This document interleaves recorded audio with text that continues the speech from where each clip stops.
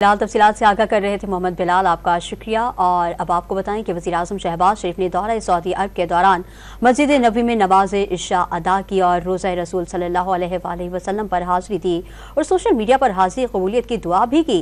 وزیراعظم کی سعودی ولی عہد محمد بن سلمان بن عبدالعزیز سے ملاقات بھی متوقع ہے۔